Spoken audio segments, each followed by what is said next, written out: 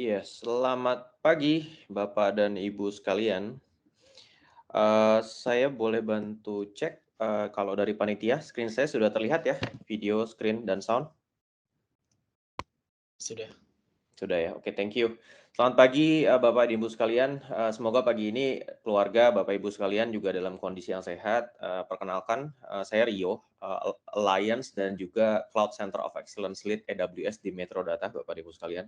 Jadi mewakili Metrodata dan AWS, mungkin pertama-tama saya ucapkan terima kasih atas waktu dan kehadiran Bapak dan Ibu sekalian gitu ya. Jadi kurang lebih, nanti kita akan ada sesi yang akan berlangsung kurang lebih 1,5 jam, di mana kita akan banyak membahas strategi data center exit sesuai dengan agenda. Tapi sebelum memulai mungkin saya izin dulu, Bapak dan Ibu, untuk short perkenalan AWS di Metrodata dan supaya lebih membangun, konteks diskusi atau sesi kita di pagi hari ini gitu ya. Jadi, saya harap kalau Bapak Ibu sekalian mungkin sudah familiar dengan Metrodata, tapi kalau untuk sisi AWS sendiri, Metrodata itu sudah berpartner dengan AWS sejak tahun 2016, Bapak dan Ibu sekalian. Saat ini, posisi kita adalah Advanced Consulting Partner, which is, highest tier of, local partner di Indonesia saat ini. Dan, kita juga ada kolaborasi yang sifatnya eksklusif hanya Metrodata untuk di pangsa pasar Indonesia dengan AWS. Kita nyebutnya Strategic Collaboration Agreement lah ya dengan AWS. Di mana goal-nya adalah kita, secara partner juga ingin punya framework atau standar adopsi yang sama seperti bagaimana AWS sendiri kalau mengerjakan sesuatu. Jadi dari sisi skill, dari sisi standar, dari sisi framework Bapak Ibu. Jadi ini sifatnya adalah, multiple view di dalam Metrodata sendiri dan ini hanya, untuk Indonesia saat ini AWS hanya melakukan ini dengan, Metrodata. Dan saat ini juga kami kurang lebih sudah punya 50-an partner di cross retail, manufacture, dan lain sebagainya. Dan salah satu pendekatan yang kami juga pelajari adalah pentingnya untuk membangun model Cloud Center of Excellence ya di dalam badan kami sendiri dalam partner. Jadi benar-benar full cycle team dari yang sifatnya day zero, day one sampai ke day two. Jadi bukan hanya tim sales dan implementoring saja, tapi juga sampai ke level cloud managed service dan lain sebagainya. Kurang lebih seperti itu. Dan juga, nah kalau share sedikit aja mungkin Bapak Ibu, kenapa Metrodata sendiri kita berpartnership dengan AWS, yang mana along the workshop akan juga di-share oleh tim-tim saya juga ya. Cuma yang udah pasti adalah AWS itu kan pioneer dari sisi cloud, platform services, meaning secara global arsitektur, yang mana nanti kita akan bahas global arsitektur itu apa, pentingnya itu apa. Itu dia nomor satu di kelasnya, untuk yang sifatnya cloud platform. Dan saat ini juga sudah ada region di Indonesia gitu ya. Dan yang ketiga adalah mereka juga benar-benar sifatnya security first approach, jadi bukan hanya gimana caranya atau bahasa kasarnya adalah asal pasang jalan, tapi, eee, kita selalu dengan standar yang tinggi untuk memastikan, good day to experience lah. Jadi everything for us lah, bukan hanya saat selesai, pasang, tapi gimana caranya kita bisa berkesinambungan dengan sisi customer juga, dengan Bapak Ibu sekalian, untuk kita sama-sama, jalan di cloud journey-nya gitu ya. Dan yang keempat adalah mereka juga punya strong sense of customer and partner community. Jadi benar-benar, dia sangat partner centric dan customer centric, which is yang bagus untuk market Indonesia, cocok lah gitu ya. Mereka punya broad, dan deep cloud, service offering, tidak hanya IaaS, tapi juga sampai ke PaaS dan lain sebagainya. Jadi, mereka juga kita melihat kalau dari si Metrodata mereka juga, adalah teknologi owner yang benar-benar, sangat suportif lah terhadap kami dan juga terhadap customer-nya. Always being there lah, any support we need, we got it from AWS. Nah, untuk tambahan konteks juga, sebelum kita maju ke arah yang migrasi strategi itu apa, data center exit itu apa, AWS itu seperti apa, best practice-nya gitu ya. Mungkin saya mau ajak Bapak dan Ibu sekalian untuk, apa namanya, align sedikit. Ini ada beberapa data yang saya ambil dari third party researcher ya, ada yang dari BCG, Boston Consulting Group, dan juga PwC. Beberapa poin yang kita lihat adalah sekarang ini cloud udah sangat, common lah apalagi, bahkan di Indonesia gitu ya. Jadi udah 80% customer itu bahkan sudah in a way sudah pakai, cloud adoption gitu ya. Cuma pendekatan adopsi itu berbeda-beda setiap industri, itu sudah pasti. Mungkin yang paling paling sangat cloud centric itu sifatnya yang digital native bisnis, diikutin yang sifatnya dari, diikutin kemudian dari manufacture, distribution, lain sebagainya gitu ya. Nah, tapi view-nya atau, yang akan jadi pondasi juga ke depan dari, diskusi kita hari ini adalah ada 2 hal yang kita lihat. Seperti apa sih challenge yang dihadapi dari sisi organisasi saat dia mau mengadopsi sebuah cloud gitu. Seperti kita bisa lihat di figur sebelah kanan ya.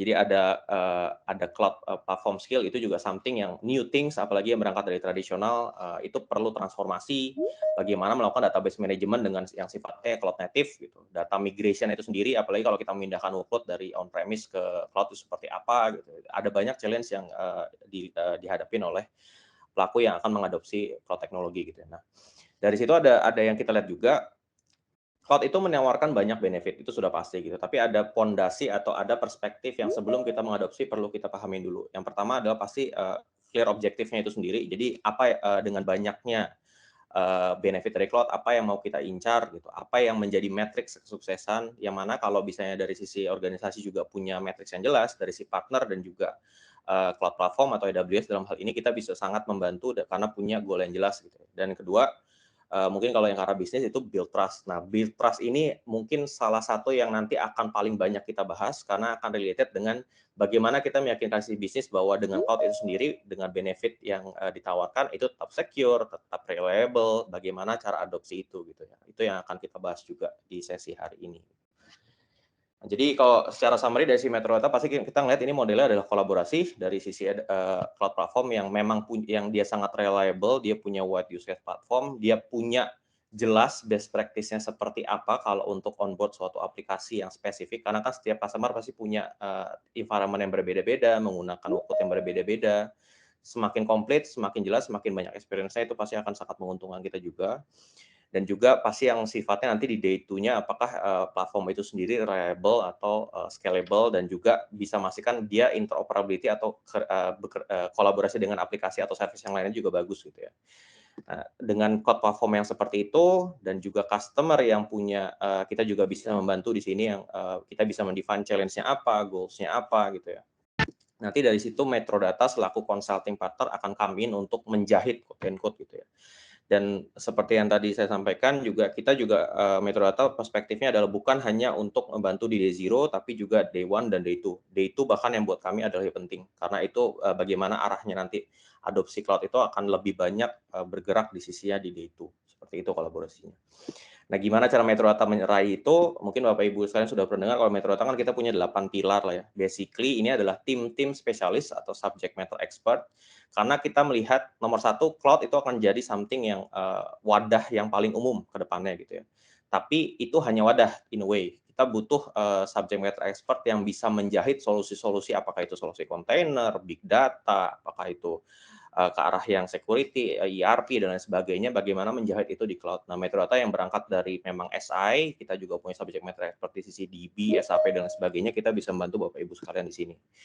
Nah, dari situ juga kita juga proud ada beberapa customer yang sudah bersedia dan memberikan kepercayaan ke kami untuk share lah ya sukses story-nya mereka juga kepada Bapak dan Ibu sekalian. Jadi kami kalau dari Metro Data ada pengalaman untuk yang SAP, cloud migration, apps modernization dan lain sebagainya. Apa yang kami lakukan akan kita bahas di sesi hari ini gitu ya. Jadi itu kurang lebih kalau sedikit opening dari saya. So without further ado, let me introduce my good friend Lalit Mangla as a AWS Partner Solution Architect who will be sharing the first session. Lalit, the floor is yours, man. Okay, thank you. Can you see my screen there as well?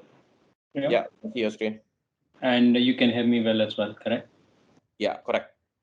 Okay, thank you. There are a few people waiting in the lobby if someone can allow in. Okay, thank you everyone and good morning. My name is Lalit. I'm the Partner Solution Architect with AWS based out of Singapore. And I'm working dedicatedly with our partner Metadata on the strategic initiatives in the Indonesia region. First of all, thank you for giving us the privilege to present about AWS and how we can help you to achieve your business outcomes. As part of today's session, both AWS and Metadata team would like to know about your future plans, where you do see your organizations at the next level in terms of to achieve the business objective. What we want to do is to give you an overview of AWS cloud offering specific to the Indonesia region today and how it fits in the whole ecosystem. We can talk about some of the primary drivers from your organization when you decide to move your workload from on-prem to the cloud and how that would work. I do have two of the colleagues from Metadata Faris and Andres, who are going to deep dive into a few of the two technical topics covering such as landing zone, well-architected review, the migration approach, and they will be sharing two demos as well. Also, just to add it, please help to post your questions into the chat as well as the team, so the team can address it or answer these questions along the way. If we couldn't cover any of the topic you want to deep dive, we are very happy to arrange the follow-up sessions on those particular topics with you individually as well. With this, I'm moving on to that my slides there. So just to give you an overview of AWS Cloud Infrastructure. So it is one of the most secure, extensive, reliable cloud platform, offering over 200 plus fully featured services from data centers globally, whether you need to deploy your application workload across the globe, just a single click away. So you just want to, for example, if you want to build or deploy a specific application closer to your end user, you can achieve single digit millisecond latency. AWS provides you the cloud infrastructure when and where you need it, with millions of active users and tens of thousands of partners globally who are helping to migrate their workload onto AWS. So AWS has largest and most dynamic ecosystems. Customers across virtually from every different industry of every size, if you name it, it might be a startup, enterprise, public sector organizations. They are running imaginably use cases on AWS. Just to give you the background on the scale, AWS have the capability to provide you that opportunity for you to move into the different markets globally as they expand their business footprints. AWS do have a concept of called region, which is basically physical locations around the world where we cluster our data centers. We call each group of logical data centers an availability zone. Each AWS region consists of multiple isolated and physical separated availability zones within that geographic area. To support the business, global business, we maintain 26 geographical regions around the world. I will be covering this one into my later slides as well. So each region is made up of cluster of data center known as availability zones. At this moment, we do have 84 availability zones with 300 point of presence. Point of presence means the edge locations where basically you can deliver the contents to your end user at very high speed, just near to their location as well. We do have 8 new announced regions as well. Those are showing into that orange dots there into the map. Moving on to the next one. So AWS Services recently announced the launch of AWS Asia Pacific region Jakarta in December 2021. This includes 3 availability zones with Indonesia with ultra low latency. As we are getting the feedback from the customers and partner, AWS is keep on investing and innovating and launching the new regions. For example, 8 new regions that I just shown it in my previous slide. They're coming, few of them are coming very closer to Indonesia, are in Australia, India, New Zealand as well. With this launch, developers, startups, entrepreneurs, enterprises, as well as the government, education, and non-profitable organizations can run their application and serve their end users from these data centers located in Indonesia, leveraging the advanced AWS technologies to drive the innovation as well. When we mention it, the applications running on the Jakarta Asia Pacific region with 3 availability zone, you can basically leverage all that AWS services, which we do have a long list of AWS services. Mainly, if you talk about the basic services like compute, storage, network services, this includes all array set of services available for you just a click away from the AWS console.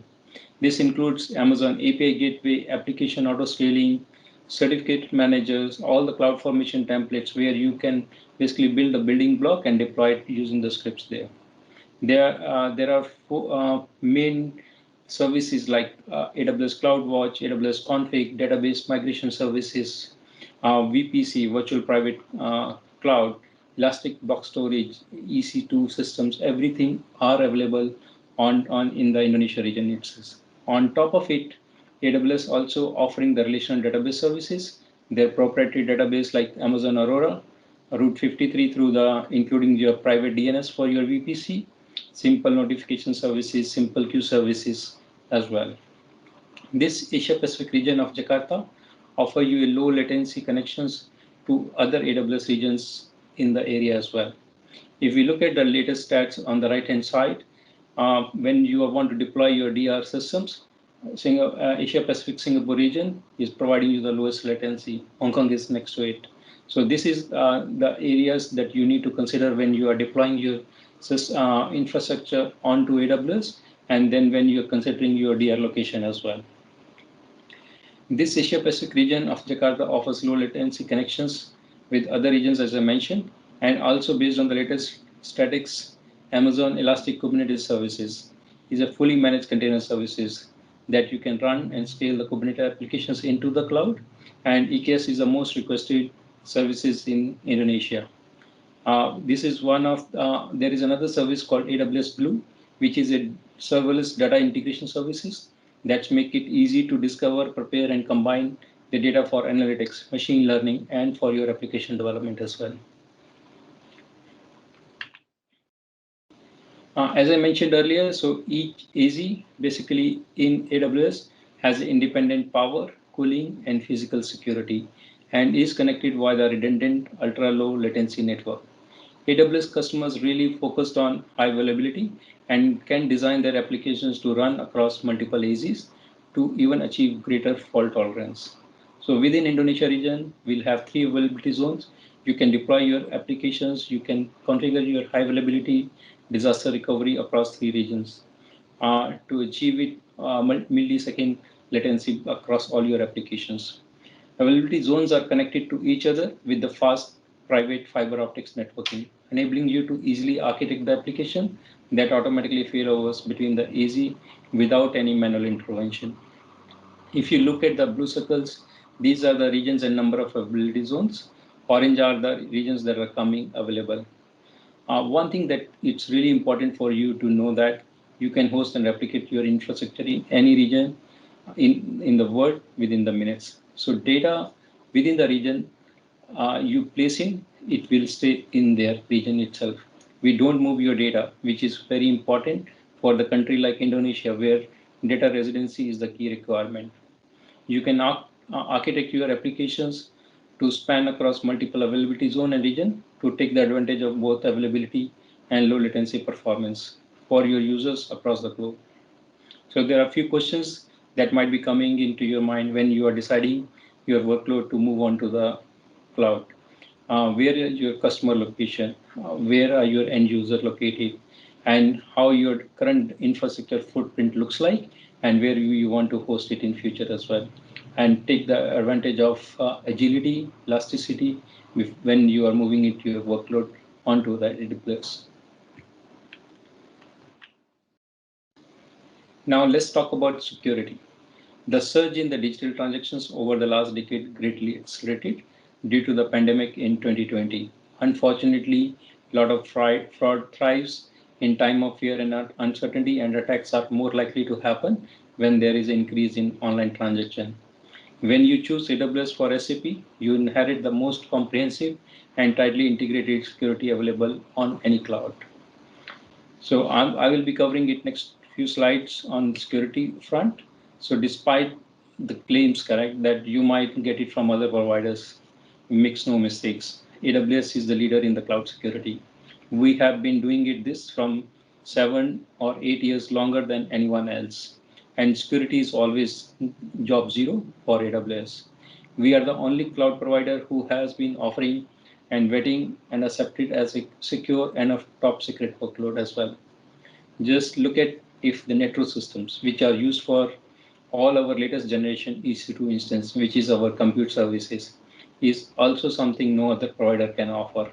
In addition to the performance and flexibility benefits, Nitro helps you to strengthen your security posture by continuously monitoring, protecting, and verifying the instance hardware and firmware as well. Virtualization resources are offloaded to a dedicated hardware and software, minimizing the attack for the service. Finally, Nitro Systems is the security model is fully locked down and prohibited all your admin access, eliminating the possibility of human errors or any sort of tampering as well. So when you break it down by the numbers, AWS offers significant more security services, features than any next closer provider can do that. Now it comes to the security. We do have a global security and compliance control on top priority. AWS achieved number of internationally recognized certifications and accreditations by demonstrating compliance with the third-party assurance framework, such as ISO 9000. In the top row, if you look at it, this is primary for all the healthcare, life sciences, medical devices, manufacturing, automotive industry as well. So in this, customers across different industry with different regulatory requirement choose AWS because we offer 90 plus security standards and compliance program. This includes HIPAA, which is required for a medical industry. FedRAMP, GXP, PS, PCI compliant are the top-notch security and compliance controls that are giving the framework on AWS. And AWS is committed for offering all the financial institutes in Indonesia as well as strong compliance framework and advanced tools and security layer which they can use to evaluate, meet and demonstrate compliance with applicable legal and regulatory requirements. Just to add specifically for Indonesia region, financial institutions in Indonesia are permitted to use cloud services, provided they comply with the applicable legal and regulatory requirements. Finance Authority of Indonesia, we call it OJK, regulates the bank, insurance companies, peer-to-peer lenders, and other finance companies involving in lending and financing. Bank of Indonesia, for example, regulates all the non-banking payment providers. It companies those who are involved in the payment system, such as e-money issues, fund transfers, e-wallet companies, payment gateways. So financial institutes in Indonesia may be subject to a number of different rules and regulatory requirements when they use the cloud services. Regulations required by each OJK or BI together wherever applicable relevant guides provides a framework for the financial institutions in Indonesia when they're planning to use the cloud services. Just to share example of one of that key organization like US Navy, they provides a great example of kind of workload that customer trust on the AWS platform. US Navy migrated their largest ERP systems with 70,000 users spread across 6 US naval commands onto AWS. They have achieved this project 10 months earlier as per the plan from before the migration. This allows them to take the advantage of AWS security to better protect their critical data, and their data processing cut time and gone faster by 20 times, and from 20 hours to 4 hours reporting as well for the key critical reports as well. As I mentioned earlier, the security is #1 priority for AWS, and AWS Cloud has been architected to be one of the most flexible and secure cloud environment available. We do have the shared responsibility model. What it means basically, it means that we take care, as a AWS, take care of the security of the cloud. This is the physical infrastructure, the facilities, the actual compute, and all the building blocks. AWS will be responsible for it. You as a customer take care of the security in the cloud, whether it is managed by you or by your partners itself, who are providing you all the managed services. This means that you secure the workload and application that you deploy onto the cloud. This means you have more flexibility to put more emphasis on the security of the based on the sensitivity of the data and adjust as needed the area where you have less concern. AWS also does provide various security tools which you can leverage. For example, identity and access management. It is helpful for you to restrict your users, create the roles, and group management. AWS CloudTrail basically is to provide the auditing for your user activities and comes with the various APIs. AWS KMS is for key management services and to store your encryption keys. AWS well-architected framework that will help you to optimize your security, performance, reliability, operations, and cost optimization requirement as well, and using the best proven practices. This will help you to review, measure, and improve your workload on AWS. As I mentioned, not only you, your partner, for example, Metrodata, can be leveraged to build and manage the security solution and services as they have the required skill to shape build and operate the mission critical applications, and they are doing it from years. Metadata do have their strong technical team, and they have delivered the key projects for Indonesian customers as well. So next one, why people choose AWS, correct? AWS is the only hyperscaler who is moving up and to the right. So this is their 11th consecutive year where AWS has secured the top right corner of the leaders quadrant in the Gartner Magic Quadrant for cloud infrastructure as a service. And it is the highest placement based on their ability to execute it. AWS has more services, more features within those services as well than any other cloud provider by large amount. AWS is also on the mission of innovating faster than anyone else, and that gap of capability continues to expand. With millions of active customers, tens of thousands of partners globally, AWS has the largest and most dynamic ecosystem.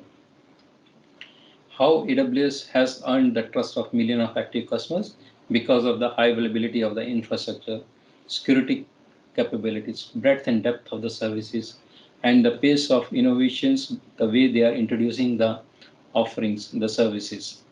So AWS provides 22 more security, compliance, and governance services, almost by 22% than any other hyperscaler. AWS gives the builder not only more choices for cloud services, over 250, but it has unique depth within those services as well. I'll just give one example on AWS offering. Just imagine that 15 types of database, which is nearly 2 times more than any hyperscaler, are offered by AWS.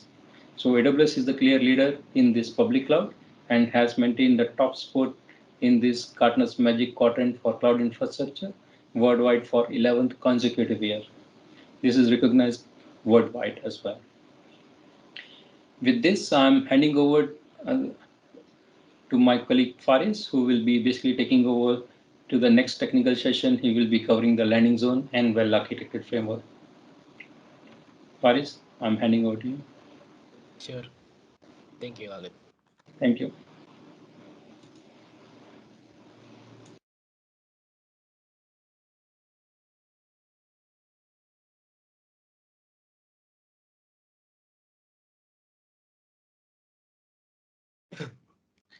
Oke, selamat pagi semuanya.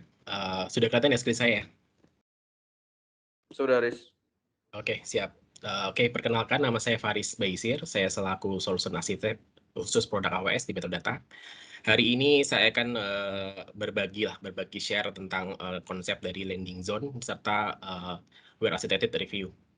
Oke, untuk topik yang pertama, landing zone ialah sebuah sistem untuk kita bisa melakukan memanaging multiple account yang kita miliki saat ini. Terkadang kita mempunyai challenge di sebuah perusahaan, kita mempunyai business unit. Jadi setiap holding company dia punya business unit di bawahnya, dan setiap business unit itu mempunyai account konsol sendiri-sendiri. Atau setiap holding company dia mempunyai anak perusahaan, dan setiap anak perusahaan itu mempunyai beberapa bahkan mempunyai masing-masing account. Nah, kalau kita aku ingin menstandarisasi semua nih dari semua account-account itu. Aku ingin membuat compliance, aku ingin membuat standarisasi security. Nah, caranya bagaimana kita bisa menuangkan sistem landing zone dalam environment kita. Bagaimana caranya? Kita akan masuk di next slide. Oke, di slide di sini ada komparasi di sini landing zone versus control tower. Basically control tower ialah sebuah service landing zone punyanya miliknya AWS dengan benefit sama-sama seperti landing zone. Landing zone basically kan sebuah sistem untuk managing, dan itu sangat common sekali bahasanya, dan AWS mempunyai tools khusus namanya control tower yang benefitnya kita bisa membuat environment kita jauh lebih secure, jauh lebih aman, jauh lebih terarah, dan scalable dan fleksibel. Terkadang kita selalu berbenturan masalah regulasi ya, misalkan wah environment sudah tercreate nih, tapi dependensi networknya tiba-tiba IP-nya habis misalkan. Atau kita punya standar tagging, misalkan taggingnya tidak sama nih, dan taggingnya harusnya itu mirip seperti yang punya di holding. Nah, bagaimana caranya kita men-setup supaya environment kita itu semua punya standar. Nah, bagaimana caranya dengan menggunakan landing zone atau control tower. Nah, bagaimana cara kita melakukan enablement? Cara kita melakukan setup, pertama kita melakukan setup dulu di area landing zone, service landing zone di sisi AWS console. Lalu yang kedua ialah mencentralize semua identity dan akses. Nah, identity access ini relate sama root access dan IAM access di setiap konsol account-account yang kita miliki. Kita centralize dulu, nanti setelah itu kita akan enable namanya guardrail, dan itu ialah sebuah compliance atau sebuah security bisa dibilang. Nanti step-step seperti apa akan dilihat di slide selanjutnya. Lalu yang selanjutnya paling menarik ialah membuat compliance. Jadi kita bisa menentukan, kita bisa membuat standarisasi kira-kira apa nih yang menjadi comply di sisi environment kita atau yang tidak comply, seperti itu. Nah, ini salah satu topologi kira-kira service apa nih kalau kita ingin menerapkan landing zone di infrastruktur environment kita. Sebentar. Tahapan awal, sebenarnya ketika kita membuat sebuah konsol gitu ya di sisi environment, pasti akan masuk di area AWS Organization dulu. Dia sebagai buyer account, sebagai master account sebenarnya. Dan setiap ada anak perusahaan atau mungkin bisnis unit di dalam satu perusahaan tersendiri, kita bisa add dalam organisasi yang sama. Dan dalam add, dia akan menjadi child account pada setiap organisasi yang kita setup. Nah, ketika kita sudah masukkan dalam sebuah organisasi, baru kita bisa setup control tower itu sendiri. Nah, ketika setup control tower, kita dikasih dua pilihan nih. Kita ingin semua sistem berjalan seperti sifatnya GUI based gitu ya, manual, atau ingin menggunakan code formation. Nah, basically code formation adalah sebuah CI/CD yang kita bisa membuat standarisasi. Misalkan kita ingin mendepos sebuah EC2, misalkan aku ingin EC2 yang kita terapkan menggunakan patch yang sudah kita tentukan, lalu dengan hostname kita sudah tentukan, lalu mempunyai tagging yang sudah kita tentukan. Nah, itu kita bisa atur secara otomatis menggunakan CI/CD atau dengan code formation. Begitupun dengan service katalog yang mendukung dari code formation itu. Ada hal menarik ialah terkait sama security. Pasti orang berharapnya, wah ketika akun-akun itu masuk dalam sebuah organisasi, bagaimana caranya security-nya nih? Kita kan berharap security-nya akan lebih baik lagi. Nah, kita bisa mengintegrasikan dengan SSO, AWS Single Sign-On, dan tentunya SSO akan akan relate juga dengan service directory service ya, atau gunakan Active Directory lah. Nah, nanti setiap account ketika user ingin akses dalam environment kita, dia harus melalui SSO dulu. Baru dia bisa masuk ke dalam setiap unit-unitnya sesuai sama privilege mereka. Itu di area security, di area login. Dan di bawahnya ada yang menarik juga ialah di sisi logging. Pasti akan muncul pertanyaan, loh, kayaknya ini akan banyak sekali account-nya. Memang. Jadi setiap landing zone akan menerapkan multiple account. Tidak hanya di level account production ya, tapi di level manajemennya juga. Cat manajemen ada di atas, kita akan punya satu account sendiri. Lalu untuk log archive, kita juga punya account sendiri. Itu dipakai untuk kita melakukan logging dari sisi flow trail-nya, lalu VPC flow log, dan mungkin logging lainnya akan dikumpulkan dalam satu account. Lalu sini ada audit untuk mengatur compliance dan lain-lain. Dan sini ada provisioning akun. Provisioning akun ini lebih ke arah kalau kita ingin menerapkan share resource ya. Biasanya network share yang kita terapkan. Dan di sini juga misalkan kita ingin nambah satu unit baru, misalkan ada punya sistem SAP nih, atau misalkan ada sistem kayak IoT atau big data, kita bisa masuk tinggal join kan pada organisasinya, dia akan muncul. Dan di sini tidak terpaku dengan log account dan audit ya, atau yang lainnya. Kita juga bisa menerapkan kayak di sini account khusus untuk security, account khusus untuk network, itu kita bisa terapkan masing-masing. Nah, kenapa kita pisahkan? Sebenarnya kenapa fungsinya agar mudah dikontrol. Kalau kita ingin semuanya dalam satu account konsol, ketika ada problem atau ada masalah, kita nge-trace-nya itu sebenarnya berimpact gitu ya. Tapi dengan adanya itu dia akan jalan sendirinya. Nah, kalau misalnya ada pertanyaan, wah, Riz, kalau misalnya multiple account, manage-nya susah dong. Oke lah, kita punya katakanlah 8 account, 10 account, kita manage-nya susah dong. Nah, cara kita manage, kita bisa menggunakan tools namanya Control Tower. Jadi Control Tower memang di-define untuk kita melakukan centralize semua environment kita. Di sini kita bisa lihat, kita punya 3 unit, organisasi unit, ini artinya 3 perusahaan lah, katakanlah seperti itu, dan kita di bawah 3 perusahaan itu kita punya 34 account. Nah, 34 account ini bisa tidak hanya dari account production kita ya, bisa jadi ada account security, account logging, account management, itu termasuk dari situ semua. Dan di bawahnya kita bisa menerapkan compliance. Nah, di sini contoh ada satu di baris pertama, enable encryption untuk ABS volume. Jadi si sampel dari image ini ialah dia ingin menerapkan setiap ada account yang join pada organisasi control tower ini, landing zone ini, harus mengenable enkripsi di setiap ABS atau volume di setiap isi itu mereka. Ketika dia tidak melakukan enable encryption, dia akan memberikan info, oke, ini not comply. Nah, itu kita bisa lakukan next action setelahnya gitu ya. Di sini juga ada info mana yang comply, mana non comply, itu juga bisa diterapkan. Jadi intinya ialah landing zone sangat membantu kita untuk managing semua environment kita, mau itu multiple, mau itu environment yang small maupun environment yang besar, dan kemudian kita melakukan setup, kemudian kita untuk melakukan standarisasi, itu sangat bermanfaat sekali. Jadi ini sangat membantu di sisi customer. Sejauh ini ada pertanyaan? Monggo silakan. Mau langsung voice atau mau via chat silakan. Belum saya masuk ke topik yang kedua.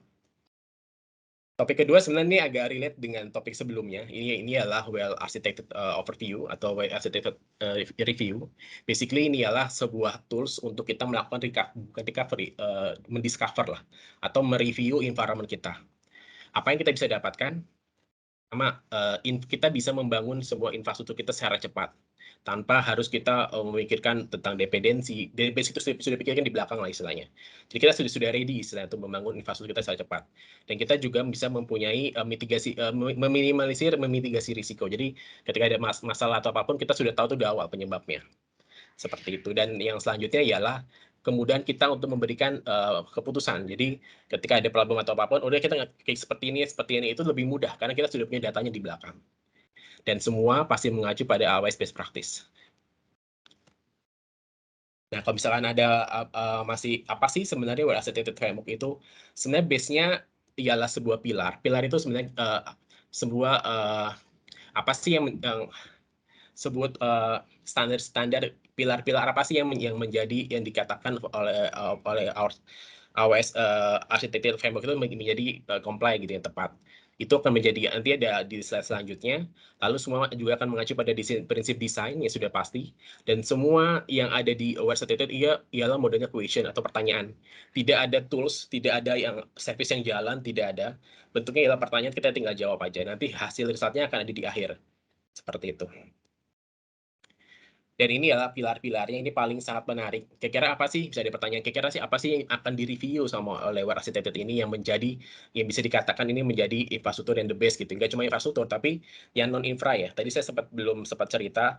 Jadi Well Architected ini akan mencoba mereview tidak cuma hal yang teknis, tapi non-teknis juga akan direview sama dia. Jadi di sini kalau lihat di operational excellence pasti relate-nya sama SDM, sama internal tim kita. Sama internal tim kita. Mungkin tim kita apakah sudah ditrainingkan, apakah dia punya SOP, apakah dia punya prosedur standarisasi ketika mengalami sebuah masalah, itu akan direview oleh AWS. Lalu selanjutnya di area security. Security tidak cuma kita bermain di area environment kita atau di area teknis kita, tapi di non teknis pun dia akan main bagaimana kita melakukan mitigasi nih ketika ada isu atau risiko. Itu akan jadi penilaian juga. Reliability, lalu performance efisiensi. Nah, biasanya selama kita men-setup sebuah environment cloud gitu ya, kita hanya fokus pada pokoknya high performance gitu ya. Pokoknya sub number-nya paling tinggi. Tapi kita tidak memikirkan di bawahnya adalah efisiensi. Apakah resource yang kita tentukan itu ketika sesuai nih sama spek requirement aplikasinya, itu juga jadi pertanyaan. Itu nanti akan bisa direview oleh AWS gitu ya. Lalu ujung dari ini semua ialah cost optimization. Percuma kita mempunyai environment yang bagus, yang kuat, security-nya bagus, timnya the best gitu ya, performance efisiensinya bagus, tapi kalau costing optimizasinya itu tidak optimize.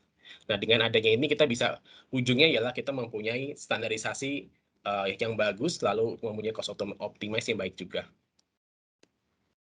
Kalau misalnya masih belum ada yang kebayang, apa sih Well Architected ini? Basically, ini bukan audit. Jadi kalau misalnya kebayang, oh ini review, berarti ini sebuah pengecekan ya, berarti ini audit ya. Tidak dibilang sebagai audit juga sih sebenarnya.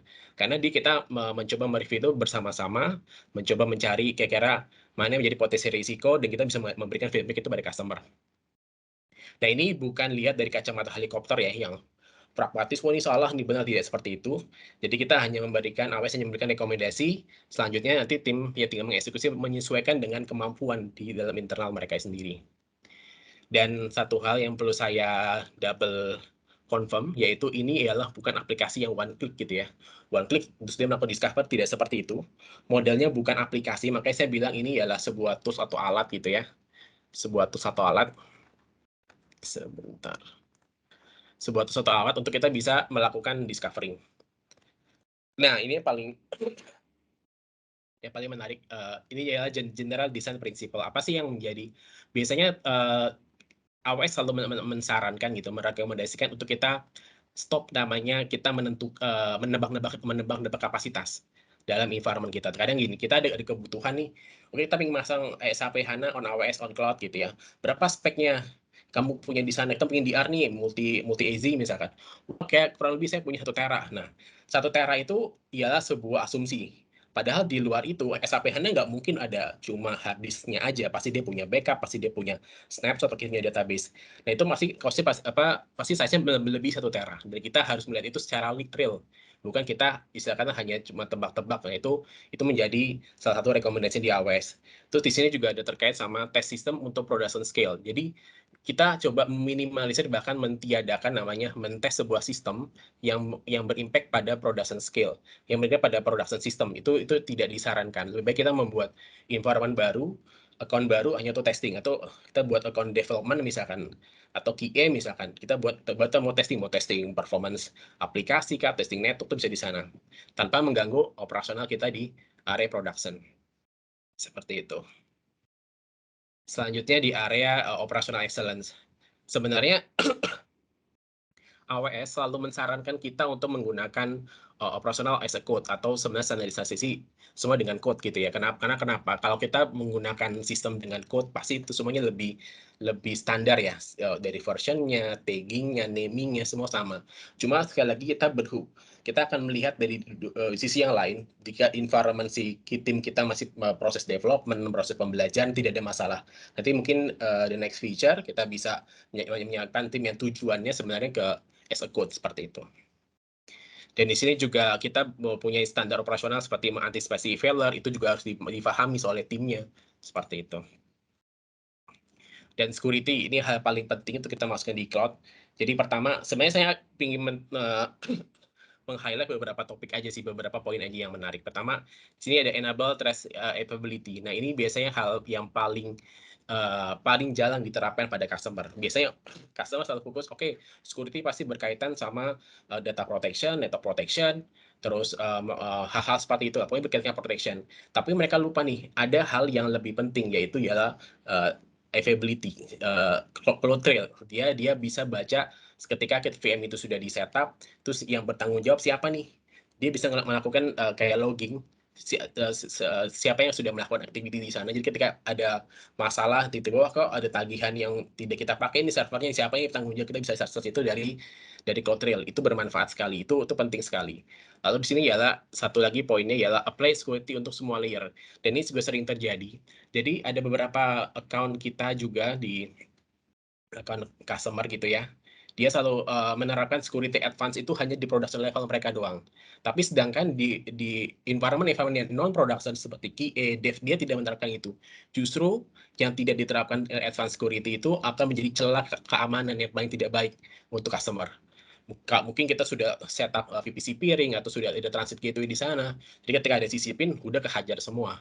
Karena networknya saling terhubung istilahnya. Itu juga kita mensarankan untuk merekomendasikan untuk menerapkan apply security di semua layer seperti itu, dan semua harus mengikuti best practice-nya AWS juga.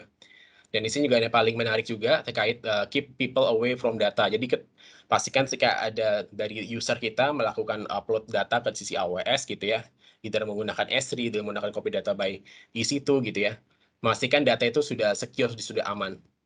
Dan sini juga ada menarik soal security event, memastikan setiap kita memitigasi risk, tidak hanya langsung lihat dalam problem, tapi kita juga lihat dalam sisi security event. Nah, selanjutnya reliability. Sebenarnya reliability design principle ini sebenarnya lebih ke standar prosedur yang direkomendasikan oleh AWS. Pertama, kita sebaiknya memiliki kita sebaiknya memiliki otomatis recover of failure. Jadi dalam artian sistem kita tuh harus ready namanya multi AZ atau disaster recovery. Itu baiknya seperti itu. Itu yang direkomendasikan sama AWS.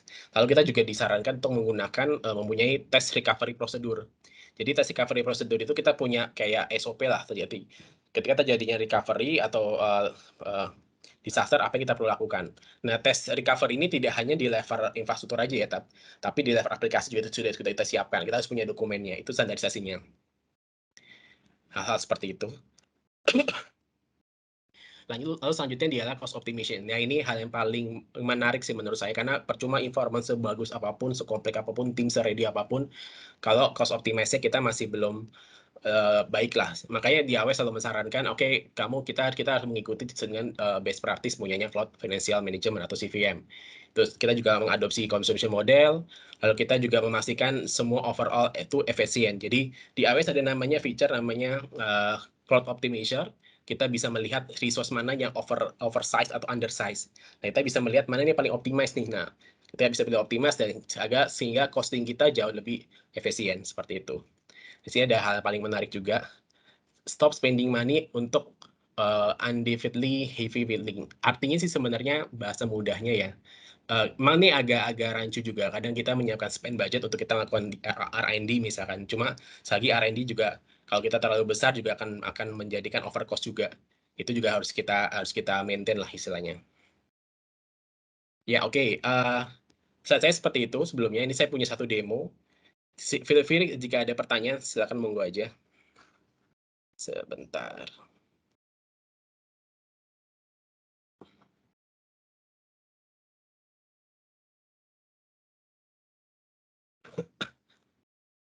Ya, ini tools-nya namanya Well Associated Tools. Sebenarnya kalau kita masuk ke dalam konsol, kita tinggal buka aja di konsolnya.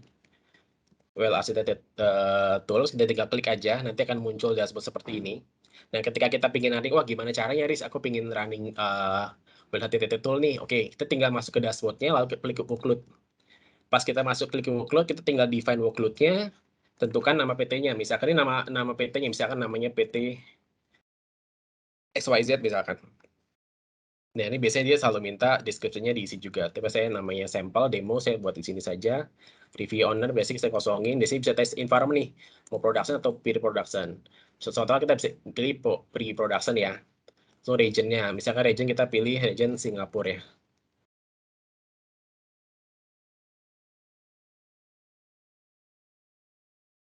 Oke. Ketika udah langsung aja. Di sini ada, ini optional semua, kita tinggal next. Oke, review owner, ini bisa dimasukkan nama email sih sebenarnya. Nah, misalkan namanya ini ya, farisbaisir@yc.com. Ketika udah, di next aja. Nah, kita bisa pilih nih, kira-kira apa yang kita pingin review misalnya nih. Ini ada serverless, ada SaaS, ada FTR. Biasanya kita menggunakan yang ini, paling atas, Well Associated Framework. Paling atas, terus kita define workload-nya. Nah, akan muncul seperti ini. Nanti hasil result-nya, kita belum jalankan review-nya ini. Nanti akan result-nya ialah kita akan mendapatkan info tentang mana yang potensi high risk, mana yang potensi medium risk. Nah, ketika ada pertanyaan, wah berarti cuma resiko doang ya yang bisa di-review? Yes, betul Pak. Yang medium risk yang dikatakan lebih bagus dia tidak akan dikomenkan lah, istilahnya kayak gitu. Jadi AWS memberitahukan, oke, Pak, ini loh Pak yang paling urgent. Coba kalian memperbaiki di area ini. Itu aja ya sebenarnya yang pengen Jadi kita bisa punya perkembangan di saat-saat pengembangan di saat-saat yang memang wajib kita perbaiki lah, istilahnya seperti itu. Nah, cara pemakaiannya tinggal start review aja di sini, lalu klik Well Architected. Nah, di sini ada list pertanyaan. Dan ini ada beberapa poin, ini relate sama pilar-pilar yang tadi saya bahas sebelumnya. Terkait sama operational excellence, security, reliability, dan lain-lain. Nah, kita bisa tes di salah satu, misalkan kita mau fokus di area security. Kita tinggal jawabnya pertanyaannya. Jawabannya sangat simpel, tinggal jawab pertanyaannya, lalu tinggal klik-klik aja misalkan. Dan misalkan kita ada case, wah Riz, kayaknya ini bukan bagian saya deh. Ini ada orang, bukan tim saya yang ngerjain. Kita bisa jawab question does not apply. Lalu kita bisa pilih either out of scope atau misalkan mungkin yang lain lah jawaban kayak gitu. Nah biasanya memang Well Architected ini diberikan di apa ya? Kita mengisi ini sebenarnya bisa menjadi orang yang top manajemen ya, mungkin setara head of IT atau mungkin setara CTO, atau mungkin kalau dia mau dikasih ke tim lagi di bawahnya manager biasanya. Ada mungkin manajer IT manager untuk data center, IT manager untuk network, IT manager untuk security, itu dikumpulkan lalu dia mulai mengisi karena semua pilar ini saling terkait sebenarnya. Tinggal next aja di sini. Lalu edisi kedua ini sampel aja ya, sampel case ya. Coba cek di sini, kita coba jawab 3 pertanyaan aja. Dan pertanyaan kita tidak harus menjawab semua. Even kalau misalkan kita, wah aku pengen sekarang kita fokus ke security dulu deh, yang lain nanti dulu, itu bisa aja. Nanti ketika sudah selesai, ini karena belum selesai, jadi saya tidak bisa end off dari sini. Kita tinggal masuk lagi ke well aesthetic, atau kita masuk di sini, di workload.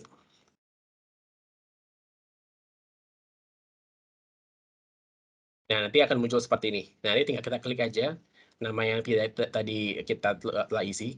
Di sini dia akan info, oke, ini medium potensinya. Menurut dia ada 3 potensi high risk. Nah, untuk kita mendapatkan datanya, kita tinggal masuk di sini aja sebenarnya. Sebentar.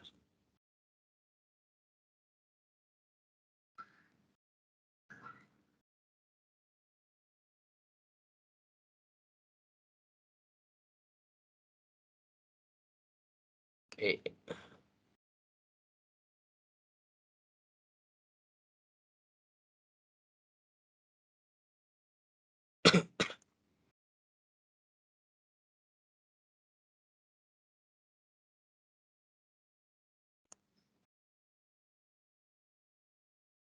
Nah, di sini ada generate report. Kita tinggal klik generate report-nya, lalu dia akan muncul hasil dari dokumen yang kita sudah telah. Di sini dokumennya, dan dokumen ini ini jawabannya banyak sekali. Jadi kalau kita lihat, sini lengkap sekali. Dan di sini ada beberapa, ini karena kita tadi isi cuma beberapa pertanyaan aja untuk operasional.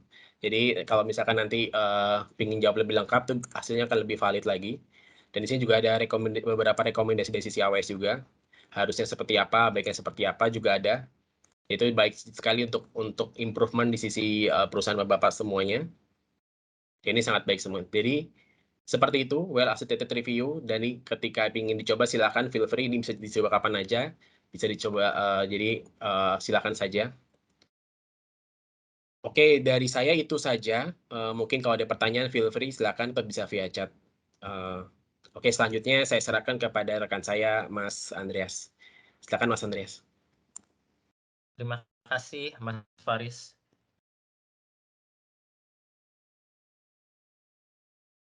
Oke, untuk layar saya apakah sudah kelihatan ya? Sudah, Mas Andre. Oh, sudah ya? Oke, siap. Kalau gitu saya akan start aja. Jadi terima kasih sebelumnya kehadiran dari Bapak dan Ibu. Perkenalkan, nama saya Andre, di sini sebagai Customer Success Manager. Tadi mungkin topik yang sudah dibahas oleh Lalit adalah overview dari AWS seperti apa, lalu dari Mas Faris juga sudah membahas mengenai well architected framework dari AWS seperti apa. Nah, tentunya perlu ada, kalau customer masih belum migrate ke cloud atau ke AWS, tentunya ada proses migration. Di sini kita dari sisi saya akan menjelaskan mengenai Migration Accelerated Program, di mana program ini kita buat dikhususkan untuk customer yang membutuhkan bantuan untuk migration dengan workload yang sangat banyak. Karena kan kalau workload-nya sangat banyak dan dipindahkan ke cloud, perlu ada planning terlebih dahulu. Maka dari itu, di sini ada yang namanya Migrated Accelerated Program yang di-provide oleh AWS juga. Di sini ada beberapa hal yang dari program ini dapat membantu. Jadi diantaranya kita dapat membantu proses planning-nya seperti apa dari sisi teknikal maupun dari sisi non-teknikal. Dan dari customer pun mungkin yang pada saat mau pindah ke cloud, dia belum ada bayangan ini bagaimana caranya supaya saya bisa pindah ke cloud. Maka dari itu, dari sisi kami, di sini akan membantu dari tempat customer lah untuk bisa preparation apa aja yang diperlukan kalau kita mau pindah ke cloud. Dan benefit-nya apa setelah kita migrate? Tentu saja ini related juga sama benefit cloud, di mana kita akan mereduce cost-nya. Dalam artian unnecessary cost dapat kita hilangkan di dalam pemakaian cloud. Lalu di sini juga ada boost staff productivity, di mana kita mau membuat IT kita jadi fokus ke hal yang bisa difokuskan. Jadi sebelumnya kan kalau di on-premise, IT mesti fokus dulu ke hal yang lain. Sekarang udah bisa fokus ke hal-hal yang benar-benar related sama bidangnya. Lalu di sini harapan kita juga untuk pada saat pemindahan ke cloud dapat mengimprove dari sisi operasional. Jadi di sini akan menambahkan high availability. Kalau misalkan dari customer ada concern, ini gimana nih kalau saya pindah ke cloud, apakah bakal apa namanya high available atau enggak? Dan yang terakhir di sini ada business agility, di mana kalau perusahaan sudah berkembang dan IT-nya sudah sangat berkembang, pasti kan perlu perubahan apa namanya dari sisi IT infrastruktur maupun aplikasinya secara cepat. Dengan adanya fitur di cloud, kita dapat membantu tersebut. Seperti itu. Dan di sini, balik lagi, kalau misalkan workload-nya sudah sangat banyak, akan sangat sulit dari customer untuk bisa mendefine workload mana yang pada saat saya pindahkan impact-nya seperti apa, terus dari sisi performance-nya seperti apa. Maka dari itu ada di mana program Migration Accelerator Program ini. Dan sebelum masuk ke topik lebih deep, jadi tadi lebih ke arah overview-nya. Di sini ada konsep dari AWS. Jadi kita perlu pahami dulu sebelum kita masuk. Di mana konsep itu adalah Cloud Adaptation Framework. Jadi Cloud Adaptation Framework ini adalah best practice yang dari AWS sudah ada framework-nya yang kita bisa adopsi pada saat proses kita mau migrasi ke cloud. Di mana framework ini tidak dari sisi teknikal aja. Jadi framework ini lebih ke arah dari sisi orang-orang yang terlibat di dalam project ini, dari bisnis ini. Nah, di sini ada 6 pilar. Jadi di Cloud Adaptation Framework ada 6 pilar yang biasa included di dalam project. Jadi ada beberapa perspektif di sini. Ada business perspektif, people, governance, platform, security, dan operation perspektif. Nah, mungkin saya akan jelaskan satu-satu apa aja yang dimaksud di sini. Jadi bisnis perspektif adalah kita melihat dari sisi di mana pada saat kita pindah ke cloud, apakah itu memiliki benefit terhadap bisnis kita. Misalkan dari kita pindahkan aplikasi ke cloud, benefitnya apakah end user itu akan nyaman dengan pemakaian aplikasi kita, atau dari sisi cost, dari sisi finance, itu apakah akan berdampak ke bisnis kita, akan mengefisiensikan bisnis kita, dan kedepannya apakah dengan memakai cloud, bisnis kita akan berkembang lebih lanjut. Jadi perspektifnya dari sisi bisnisnya. Dan biasanya di perspektif ini kita akan melibatkan orang-orang seperti finance, misalkan finance atau CEO di dalam perspektif ini. Lalu yang kedua, ada people perspektif. Jadi people perspektif ini kita melihat dari sisi apa namanya orang-orang yang ada di dalam company kita. Dalam artian IT kita apakah sudah mampu untuk bisa mendevelop suatu hal yang apa namanya aplikasi yang berada di dalam cloud. Dan dari sisi sini nanti di mana dari kita perlu bekerja sama juga dengan HR, di mana kita bisa meng-hire orang yang kompatibel dengan kondisi kita saat ini, dan kita bisa men-training dari sisi orang tersebut supaya kedepannya bisa mendevelop aplikasi atau infrastruktur yang ada di cloud untuk menunjang bisnis dari perusahaan. Lalu poin yang ketiga, governance perspektif. Jadi governance perspektif itu di mana yang mungkin PIC utamanya atau orang-orang yang terlibat seperti project manager atau cloud solution architect yang dia akan mendefine aplikasi saya ini timeline-nya seperti apa dulu yang harus dipindahkan ke cloud yang paling penting untuk bisnis saya, dan strateginya bagaimana. Jadi kalau governance perspektif ini melihat dari outcome yang kita akan lakukan dan impact-nya terhadap bisnis. Lalu di poin keempat ada platform perspektif. Jadi platform perspektif ini kita melihat dari sisi cloud-nya, AWS-nya. Apakah dengan kita menggunakan AWS ini kita bisa mengefisiensikan fitur-fitur yang kita gunakan atau enggak? Karena misalkan kita beli satu produk, tapi kita nggak bisa mengefisiensikan produk tersebut, itu yang akan menjadi sayang sekali. Makanya di sini ada perlu planning juga supaya bisa memaksimalkan semua produk yang kita gunakan. Lalu poin kelima dari sisi security, di sini kita ingin juga membuat melibatkan orang security supaya pada saat kita melakukan pemindahan ke cloud atau pada saat kita menaruh data kita di cloud, itu semua dari sisi security sudah dicek apa saja yang perlu kita secure. Seperti itu, seperti policy apa yang perlu kita set supaya existing di cloud itu bisa secure. Dan yang terakhir dari sisi operation perspektif, di mana kita dari sisi bagaimana kita memonitoring semua existing yang sudah ada di cloud dan bagaimana kita bisa melihat dari reporting tersebut dari hasil monitor kita menjadi report itu untuk menjadi mengembangkan bisnis kita ke depannya. Seperti itu. Dan kenapa saya membahas mengenai Cloud Adaptation Framework ini? Karena Cloud Adaptation Framework ini akan related dengan ini. Pada saat kita memulai proses pemindahan data kita dari on-premise ke cloud. Itu semua nggak cuma bisa didukung oleh dari sisi technical aja, tapi dari semua pihak perlu ikut terlibat. Dan di sini mungkin ada beberapa phase pada saat kita mau migration. Jadi ada 3 phase di sini. Pertama adalah dari sisi access, yang kedua ada dari sisi mobilize, dan yang ketiga ada dari sisi migrate dan modernize.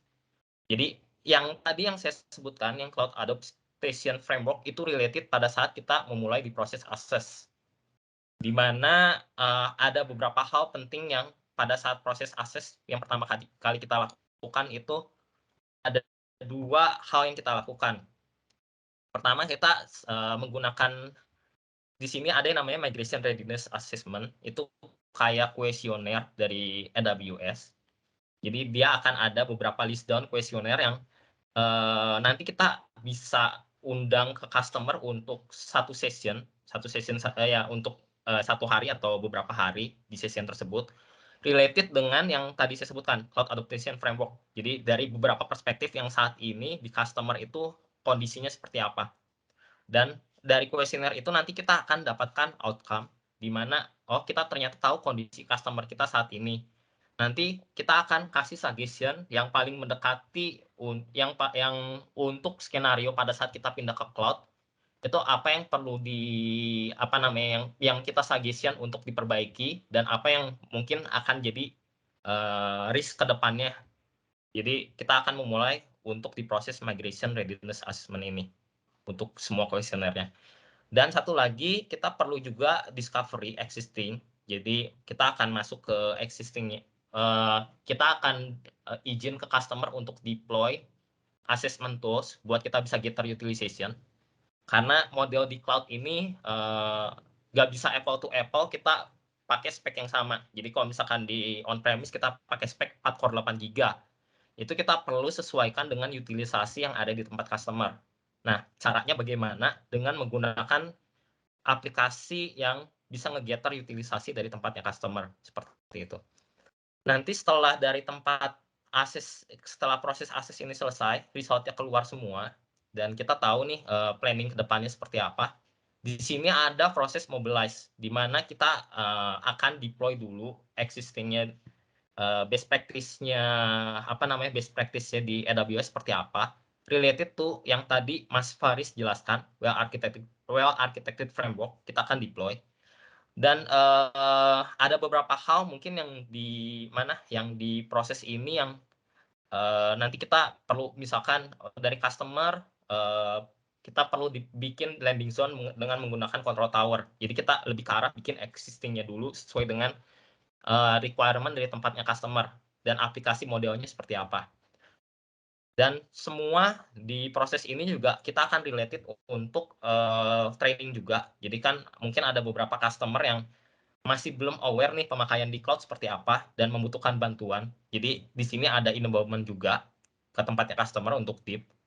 Dan yang terakhir, setelah kita melakukan proses pendeployan existing, itu kita akan coba piloting juga di proses mobilize ini. Jadi kita akan piloting apakah aplikasinya sudah kompatibel atau belum.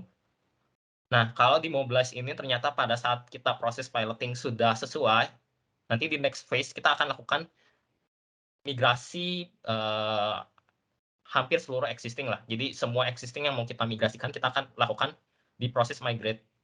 Dan jika ada requirement dari customer untuk membutuhkan modernized application, kita akan lakukan di proses ini juga. Jadi kurang lebih seperti itu untuk garis besar proses pada saat kita mau pemindahan dari on-premise ke cloud, tapi workload-nya banyak gitu, dan kita bingung nih, kalau kita pindahin semua secara berbarengan, itu impact-nya seperti apa. Makanya di sini kita buat planning seperti ini. Dan di sini kurang lebih ini lebih ke arah garis besar penjelasan apa aja nih yang komponen-komponennya. Jadi tadi udah dijelaskan juga sih di slide sebelumnya. Tapi yang pasti nggak terlepas dari yang tadi saya bilang, well architected framework yang ada di dalam AWS, supaya existing kita itu terdeploy di AWS sesuai dengan frameworknya AWS. Jadi kalau di on-premise kan nggak ada guideline dari customer, nggak ada benar-benar guideline yang yang bisa di-define untuk skenario-nya customer. Nah, di sini AWS udah siapin guideline supaya dari customer bisa lihat guideline ini apakah related dengan case saya atau enggak. Seperti itu. Nah, ini aplikasinya. Jadi ada aplikasi yang bawaan dari balik lagi ini mengenai proses yang tadi, yang proses model access, mobilize, sama migrate and modernize. Jadi di sini ada beberapa tools dari AWS untuk kita bisa nge-gather utilization, ada application discovery services, ada migration evaluator di sini, atau misalkan kalau dari customer, saya pengen pakai third party nih, di sini juga ada nih beberapa assessment tools yang bisa digunakan dari third party. Misalkan ada Flexera, atau mungkin dari customer ada yang mau pakai Cloudemize, atau ada yang mau pakai Device42 juga. Semua bisa digunakan di proses assessment. Dan ini nanti kalau misalkan perlu bantuan dari partner, feel free untuk reach ke partner. Jadi nanti partner akan bantu untuk setting terhadap customer. Lalu di proses modernize ini juga masih sama toolsnya. Di sini sama. Kalau misalkan ada beberapa hal yang masih missing, yang perlu informasi lebih detail, misalkan saya perlu tahu nih korelasi antar satu aplikasi dengan yang lainnya seperti apa. Itu kita masih bisa gather juga datanya pakai aplikasi tersebut. Pakai yang aplikasi tadi, misalkan Flexera atau pakai yang Cloudemize tadi, atau di sini mau pakai AWS Application Discovery Services, itu masih bisa kita gunakan. Dan tadi sudah sempat dipresentasikan juga oleh Mas Faris mengenai AWS Control Tower. Jadi kalau best practice-nya pada saat kita deploy existing, kita bisa gunain control tower untuk kita bisa nge-manage semua existing yang saat ini berjalan, dan kita bisa pecah-pecah nih existingnya itu dia ada di environment yang mana, seperti itu. Dan di sini ada service catalog. Jadi kalau misalkan dari customer pengen buat satu policy, dan di AWS misalkan ada beberapa account yang dibuat berdasarkan misalkan per divisi atau per application yang digunakan, itu setiap policy bisa direplicate menggunakan AWS Service Catalog tersebut. Dan yang terakhir, di sini tools buat migrate sama modernize. Kalau dari customer pengen nge-replicate VM, jadi misalkan tadi ada pertanyaan juga ya, kalau saya tidak salah ingat, mengenai gimana nih kalau saya mau migrasi ke AWS, tapi saya pengen less downtime. Itu kita bisa pakai tools replication, supaya nanti pada saat kita mau cut over, itu dia sesuai dengan RPO sama RPO yang kita define. Nah, di sini kita bisa pakai Cloud Endure untuk mereplikasi dari sisi VM-nya, VM application. Bisa pakai Cloud Endure, bisa pakai AWS Server Migration Services. Lalu kalau ada concern, saya pengen replicate data, gimana nih? Kita bisa sync, misalkan Bapak punya server SMB di on-premise, Bapak bisa sync AWS dengan menggunakan AWS Data Sync ke S3 Storage atau ke IFS-nya AWS. Dan yang terakhir, Di sini ada juga tools untuk replication database. Jadi biasanya kalau database kita akan merekomendasikan untuk replication-nya nggak level dari VM, tapi level dari database-nya. Bisa pakai tools replication-nya database atau mau pakai tools bawaannya dari AWS seperti itu, agar data konsistensinya lebih bagus. Dan yang terakhir, kalau kita udah pakai tools ini semua, udah di proses migrate, di proses yang terakhir di operation, kita ada beberapa tools dari AWS yang nanti saya akan mungkin jelaskan di belakang. Dan ini kurang lebih workflow pada saat kita memindahkan aplikasi kita ke AWS. Jadi kita mesti planning dulu nih, di mana aplikasi apa aja yang paling saat ini yang paling dibutuhkan untuk bisa pindah ke cloud dan paling mendekati yang paling suitable lah di sini pada saat kita mau pindahin ke cloud, itu yang akan jadi primary. Lalu ada juga di sini right sizing. Jadi kita akan selalu memindahkan ke AWS dengan right sizing environment-nya supaya dari sisi harga cost-nya juga lebih efisien. Lalu pada saat proses migrate, kita akan migrate application dan in parallel kita akan cek juga apakah aplikasi yang kita pindahkan itu sesuai dengan performance yang kita butuhkan, yang akan diakses oleh end user. Dan yang terakhir, kalau ini sudah selesai semua, kita akan continuous migrate aplikasinya sesuai dengan yang requirement yang kita butuhkan. Ini komponen-komponen buat governance. Tadi udah disebutin juga, ada sama Mas Faris, ada AWS Control Tower, Organization, well-architected tools. Di sini ada AWS budget juga. Jadi kalau dari tempat Bapak ingin set budget di konsolnya AWS supaya kalau misalkan saya pengen define untuk budgetnya sekian, jadi pada saat pemakaian itu nggak melebihi itu. Kita bisa set di AWS budget untuk notification dari ke tempat kita. Ini udah pemakaiannya berapa gitu. Jadi dari sisi customer juga akan aware. Lalu provision and orchestrated di sini ada banyak.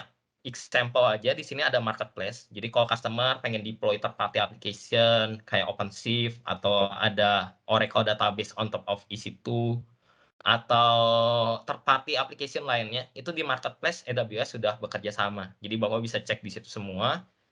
Dan di sini ada CloudFormation. CloudFormation ini infrastruktur as a code. Jadi Bapak bisa coding untuk source supaya Bapak bisa deploy existing dengan menggunakan source code. Itu kita ada CloudFormation. Di sini ada service katalog juga tadi yang saya jelaskan.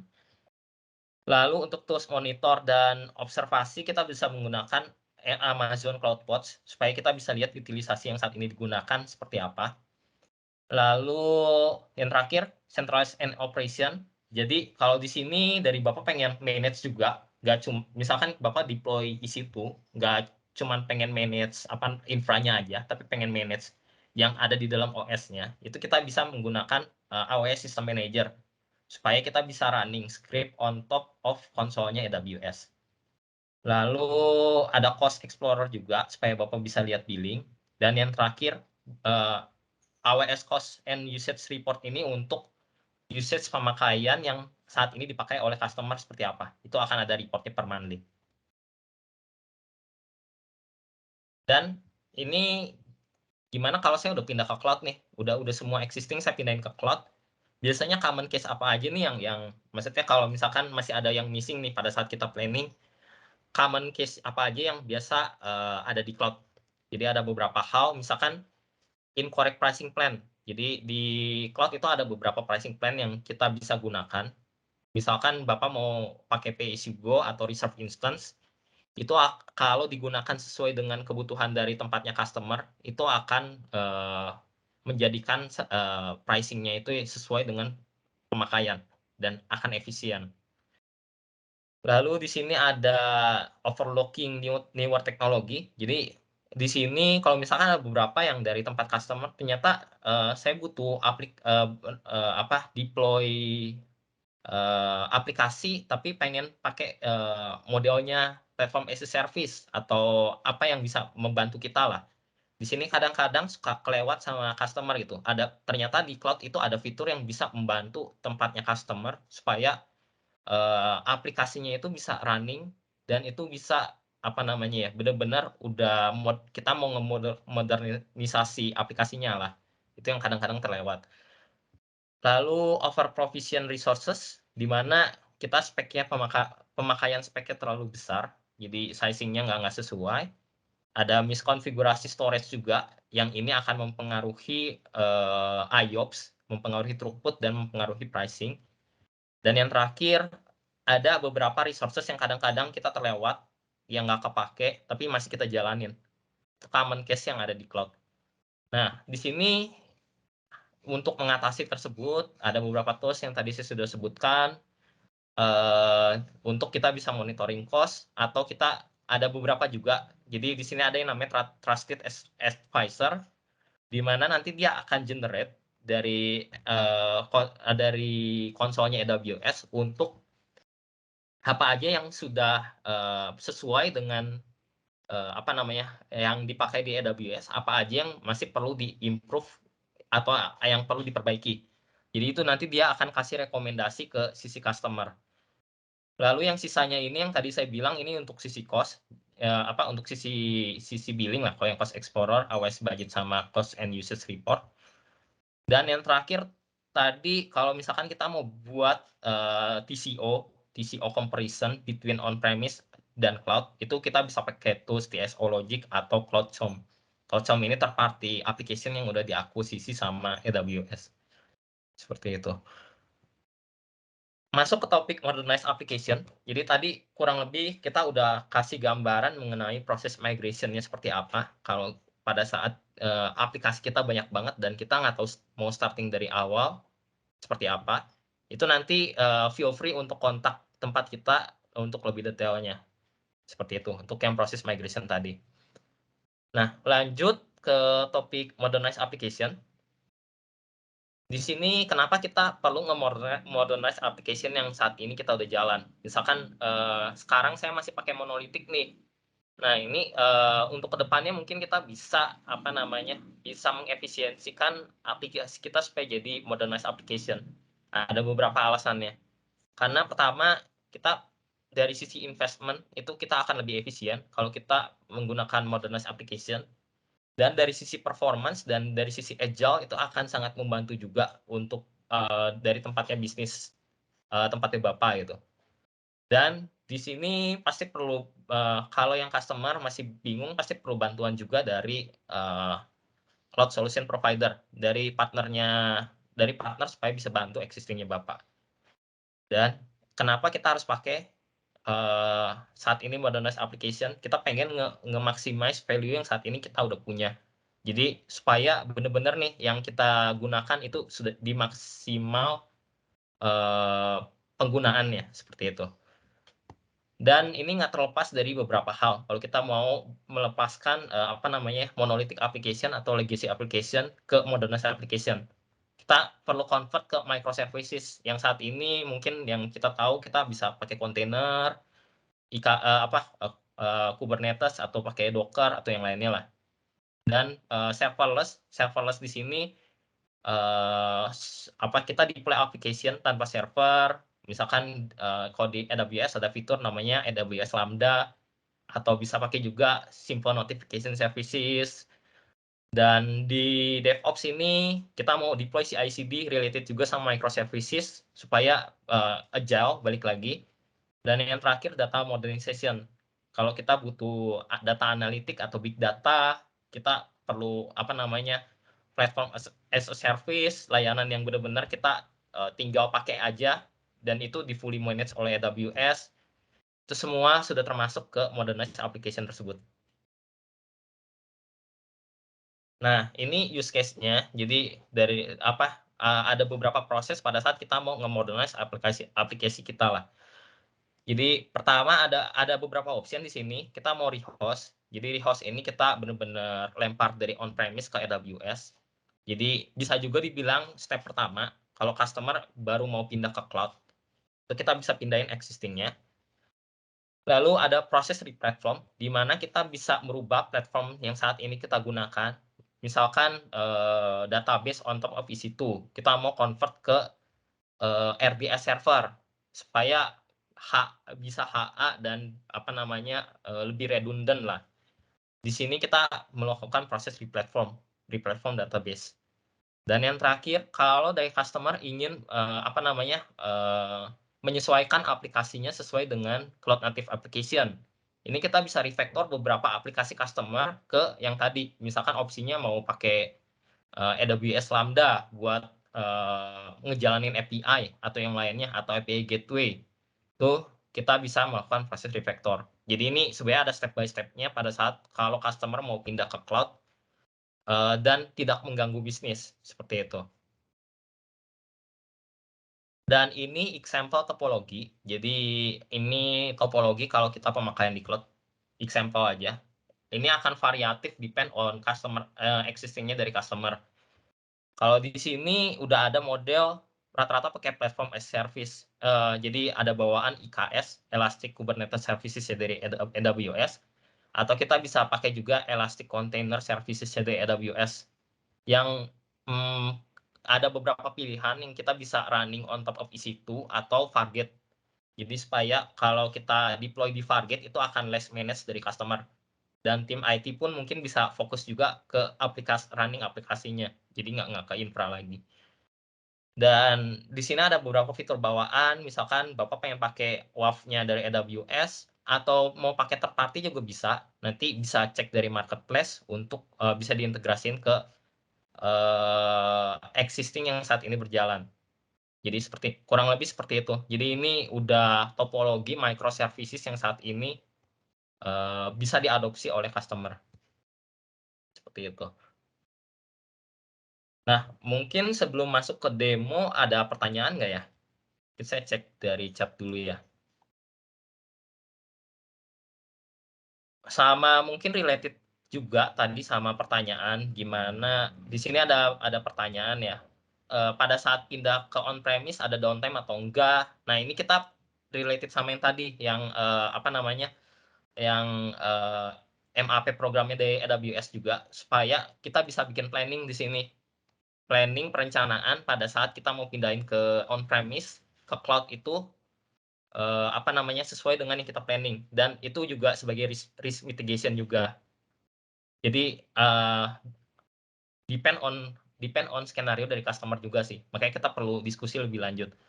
Dan proses migrasi di sini depend on variation, di mana bandwidth customer itu bisa jadi penentu juga, dan aplikasi apa aja yang running saat ini.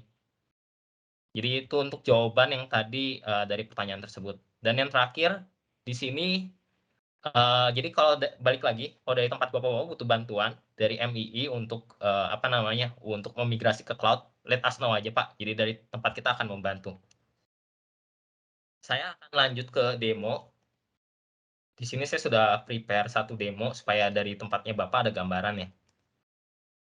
Kalau kita mau bikin kalkulasi TCO.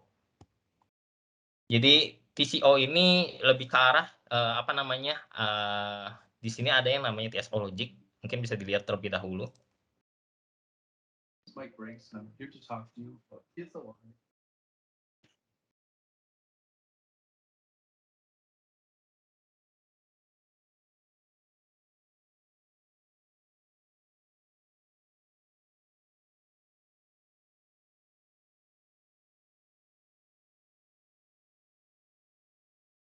Jadi di sini ini ada satu tools di mana TSO logic ini sekarang nama toolsnya Migration Evaluator. Tools ini buat nge-gather data-data utilisasi yang saat ini digunakan oleh customer. Yang tujuannya kita mau buat right sizing spek yang nanti kita akan gunakan di AWS.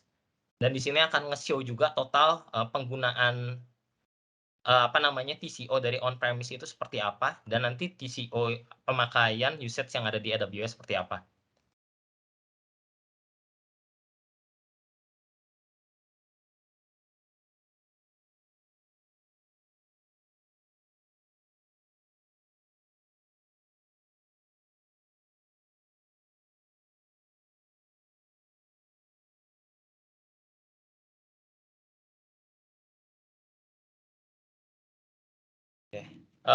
Mungkin suaranya nggak masuk ya. Saya coba izin reshare lagi. Sebentar. Devices, Oke, ini we mungkin suaranya connect udah masuk using ya. existing protocols, WMI or SNMP. This allows for simple deployment with very light configuration and no agents to install on servers, VMs, or hosts. The provisioning and utilization data from the on-premise environment, either from an export or using our collector, are then analyzed by TSO Logic to understand the environment and the workload patterns of each OS instance. Beyond this raw collected data, we can also layer in asset tagging, such as environment details, the application that is supported by each OS instance, and any software entitlements a server has assigned, such as SQL licensing. Oke, jadi di sini untuk pemakaian untuk ini yang kita bisa akses, ini kita bisa ambil beberapa data dari sisi application, terus database seperti apa, environment-nya seperti apa, operating system-nya seperti apa, itu nanti dia akan calculation based on parameter tersebut. Jadi nanti kita bisa pilih gitu. You can see an example of all the different types of pivots we gather and can create over on the left-hand side of the screen here. Applications, environments, lines of business, managers for accountability purposes, operating systems, anything that can be helpful to slice this data in different ways when trying to analyze the environment. All of TSO Logic's reporting is contextual, so you'll also see that this data on the right will vary depending which node you select on the left, which is helpful when digging into certain environments, business functions, or licensing to get an understanding of those specific workloads. When I click on environments, I can see only development. If I want to see all the environments for the entire infrastructure, I can click the top level, and everything on the right will reflect that. Dan di sini kalau dilihat, ini dia bisa kita define tagging. Jadi kita mau define tagging based on apa? Development, DR, production, staging, sama test, supaya kita bisa bagi-bagi pemakaian usage aplikasinya seperti apa. Dan di sini kalau dilihat ada beberapa parameter in use ini berarti udah terpakai secara efisien, jadi benar-benar kepake. Ada idle yang dia nggak terlalu kepake, utilisasinya rendah. Zombie ini nggak kepake sama sekali, jadi kayak nanti dia akan kasih rekomendasi di AWS ini perlu di-deploy atau enggak, karena aplikasinya tidak digunakan sama sekali di existing-nya on-premise, seperti itu. All of this data together creates a comprehensive view of the current on-prem infrastructure. This can be reviewed in the TSO Logic software to share insights on the current state of the environment. One of these insights is the OS instance classification. Every time we pull a VM or server, we see whether that machine is in use based on current CPU activity. If in our typical 3 to 5 week collection period, we see devices that report as idle 100% of the time, the system will move these into a separate bucket called zombies. These zombies are helpful to identify as they have no utilization and therefore may not need to move to AWS. Moving on from the on-prem usage details, we can look at the most powerful function of TSO Logic, the cost modeler. Up at the top of the screen, we can easily review the current provisioning and utilization data of each machine using this helpful pop-up. This shows the name of each VM or bare metal device, the amount of time it was in use, average and peak CPU, average and peak memory, and the provisioning, CPU and memory details, as well as the... Nah, dan dari hasil generate, jadi nanti kita akan lakukan assessment. Biasanya itu prosesnya bisa, kalau mau akurat bisa sebulan. Untuk nge-gather utilization data selama sebulan. Nanti kita bisa generate hasil pemakaiannya seperti apa, seperti ini, dan kita bisa ekspor ke CSV seperti itu. The operating system. The on-prem costing that you'll see at the top of the screen here as well can either come from customer-provided financial data or by simply using our industry standard TSO Logic benchmarks. You'll also see we break out on-premise SQL costing to help provide a snapshot of current SQL licensing. Once we've reviewed the on-prem side to confirm we'll be starting the cloud planning phase with a good foundation of data, we can start cost modeling to AWS. Each scenario in the cost modeler in the TSO Logic software has two numbers coming out of it. On the left is the direct match. This is a lift and shift. This is ignoring utilization details and truly showing what each device, similarly provisioned at AWS, would cost the client. Of course, if you're over-provisioned on-prem, you'll be over-provisioned at AWS and likely not making the most cost-effective migration decision. Dan hasil risetnya kalau dilihat di sini nanti dia akan bikinin nih selama setahun kira-kira berapa pemakaiannya. Kalau dari sini $6.400.000. What you'll Dan see yang di over on the kanan right ini is one of the key features of TSO yang Logic and risiko our yang powerful paling algorithm. yang keefisien kalau kita bikin secara efisien yang di cloud itu berapa. This is the TSO right size value. This is where we take the machine provisioning along with CPU, memory utilization data. We find the least expensive option at AWS that supports the workload pattern we observed for each device. You can create as many scenarios as needed to provide right-sized costing comparisons for your business case. Scenario creation involves a number of simple options for high flexibility.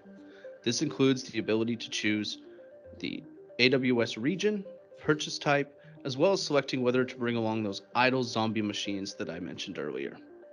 You can also choose whether to include T-Series burstable instances based on the client's recommendations and requirements. Another great feature is the ability to add a buffer on right sizing to allow for a bit of headroom in the instances we match with. This is especially helpful if on-prem workload patterns are cyclical or seasonal and TSO Logic happens to have been engaged during a quieter time of the year. Dan kalau yang ini nanti kita bisa pilih menunya. Kan ini nanti akan related juga sama existing yang kita mau deploy dari AWS. Nanti kita bisa pilih opsi-opsi yang kira-kira custom. Jadi kalau harga pakai general purpose di AWS berapa, terus kita mau tadi utilisasinya misalkan 20%, tapi yang dari 20% itu kita mau maksimalin ke 120%. Itu kira-kira sizingannya berapa. Jadi di sini akan memberikan rekomendasi. Can say, rather than providing me with a 100% TSO right size match, let's do 120% instead, and scale that up a little bit to allow a little bit of breathing room on the provisioning on each EC2 instance. For workloads that would be best suited for on-demand purchase, you have the option to choose how we determine the on-demand model. Selecting on-demand, you'll see we have dynamic power control, leveraging the measured time on or time in use based on a certain amount of hours in a day.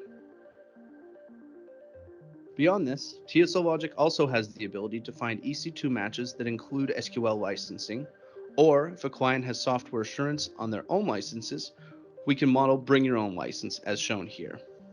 This means we will find EC2 instances that support SQL and allow a client to bring licenses, and we won't show a rebuy of those since the client already owns them.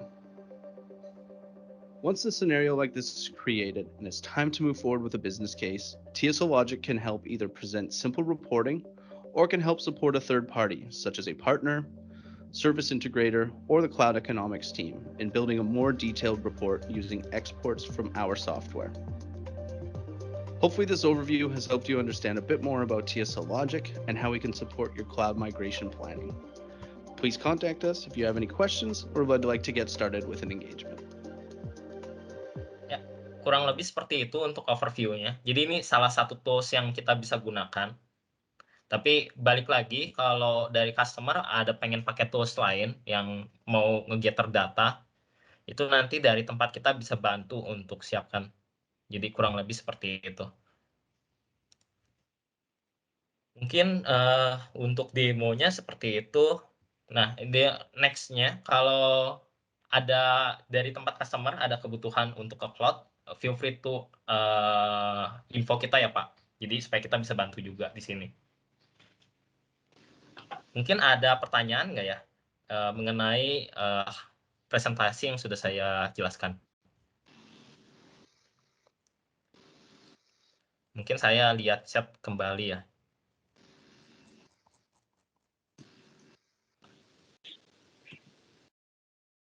Oke. Mungkin karena durasi waktu juga, saya coba next dulu ke Lalit ya. So Lalit, please continue. For the question, I will answer in the chat. Yep. So Andres, you can hear me and then see my desktop as well? Yes, I can see your desktop, Lalit. Yes, Lalit. Okay. Thank you, everyone. So welcome back. And those who have not joined us earlier, my name is Lalit. I'm the Partner Solution Architect with AWS based out of Singapore. And hope you're doing fine so far. And now we came to the last and most interesting topic, AWS migration services. For this AWS database migration services, for any organization, regardless of the industry, database is always the key critical component. All the applications you have a backend, some sort of database repository, whether you are storing the crucial business transaction data or the data might be in an aggregated format. For example, the data warehouse system, your BW system, or your data lakes, correct? There are different methods traditionally, backup and restore, setting up the read replicas. So this is only possible in case of when you're doing the database migration in homogeneous scenario. Means your database engine is not changing when you are migrating the database from on-prem to cloud or cloud to on-prem, vice versa. Database migrations are usually very complex and time consuming. It often needs your database to be down for a number of days or even weeks, if it depends on the size of the database. And what is your strategy for migrating the database? Are you changing the database engine? It takes a lot of time and resources, even more when you are recoding or converting your data to a new type of database engine. And more or than later, one or more error can mean you have to start all over again. So there is a better way, and simpler and faster way is to use AWS database migration services while your original database stays alive and for the end user, and it is a business as usual for your business. AWS DMS handles all this complexity. You even have the ability to replicate back to your original database or replicate to other database in a different region or different availability zone as well. This will come into the picture when you're setting up multiple systems in a different region as well. As I mentioned earlier, please keep on posting your questions onto the chat so the team can address and answer those questions along the way. If you want to us to deep dive again into this particular topic, feel free to reach out to us as well. Moving on to that, particularly onto the database section, as many existing applications are built on legacy database, and customers have had to deal with old guard database providers, and that are expensive. These are the proprietary database. You usually will be having a high lock-in, impose punitive licensing terms, and perform frequent audits as well from these database providers. For example, in 2017, Oracle announced that they will be doubling down their licensing costs if you ran their software on any of the hyperscaler. Also, it depends on that OLTP or OLAP. These two terms look similar but refer to the different kind of systems. Online transaction processing that captures, stores, and processes your database from the transactions in the real time. OLAP is basically analytic processing, uses the complex query to analyze the aggregated data from the OLTP systems. Basically, DMS covers all these different types of databases when you want to migrate it. So now coming into the picture of the open source databases, correct? However, you are looking for the similar performance on the open source database as you get the commercial from the commercial grade databases. Previously, it was looking so difficult and people put this perception in their mind, but we have done this for Amazon.com, which is our retail arm. And it has required a lot of tuning. People think that, but customers that are moving to the open source database able to achieve the performance of commercial grade database with better pricing benefits, freedom from all this locking period, and flexibility to use the open source databases. These databases like MySQL, PostgreSQL, MariaDB, especially when you are looking for distributed databases, these are providing the commercial grade performance and reliability as well now. All right, so now what is our goal with the migration tooling, correct? Basically, it is all about allowing the customer that you use that and choose the best data platform you need it. It's all about the database freedom. So we do have two tools which are primarily used to achieve this. One of them is SCT, which is basically schema conversion tool. When you want to do the migration, There are two parts of it. One is schema conversion, then database migration, which converts your commercial database, your database warehouses schema to the open source engine, or your AWS native services, such as we do have Amazon Aurora database, we do have Amazon Redshift database, which is basically covering the OLAP database. And then once you have converted your schema, you got to move your data and where the database migration service comes into the picture. This allows you to securely migrate your data or replicate it from on-prem to the cloud or in between the systems within the cloud as well, or whatever system, if you need a copy of that data back on your on-prem or on data lake solution, that can help you. That's where DMS can help you to go there, and it is fairly a successful product and service offering from AWS. I've seen the scenario where a lot of customers have migrated their database from few GBs to a 50, 60 terabyte of their database using data migration services and with nearly zero downtime. In terms of migration strategy and migration checklist, a solid plan is required. AWS always believes making sure that customer having the best experience, following the best practices to deliver that project outcome. So as I mentioned earlier, both schema migration and data migration assessment have to be conducted. This assessment including your database size, available downtime depends on that business requirement, right migration tools and capability, the required bandwidth to meet that available downtime requirements, and validation strategy, which is more important both at database level and at application level. Next, we will be assessing the performance after the migration of the target database. This performance assessment is crucial to ensure that post-migration performance can support pre-migration compute requirement as well. Next, end-to-end detailed testing plan and must be carried out on that application level as well before cutting over the application traffic to the post-migration databases. This process can be challenging if heterogeneous migration has to be performed. Even after the application migration is successful in the test phase, a rollback plan is always recommended to be in place so that in case of unforeseen reasons that force you to roll back due to the critical function that is not acting as per desired, and it might be applicable only in the production cases there, and those scenarios are not available in your test systems. So the teams do not have the solutions to fix it on time, so this rollback plan should come into the picture, and then you should have a documented process as well. Hence, before starting any database migration, it is important for to define the plan with these key 5 elements.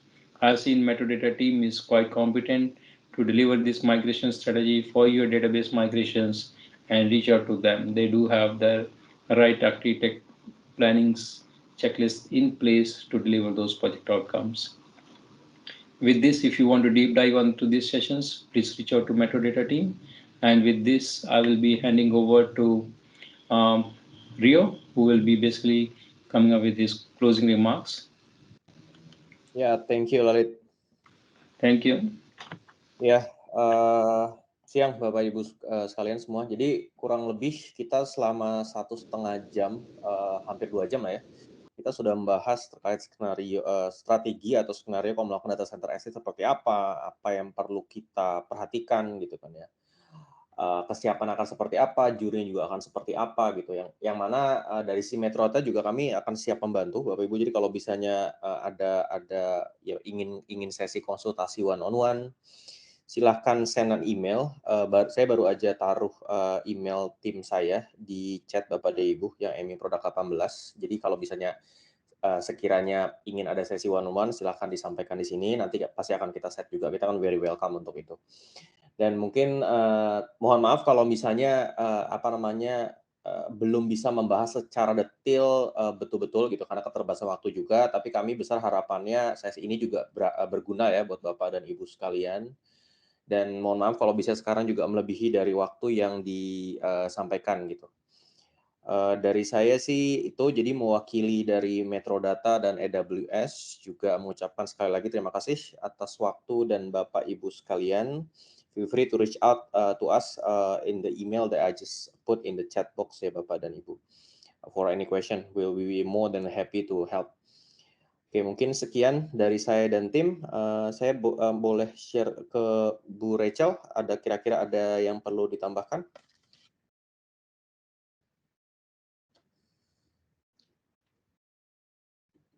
Oke.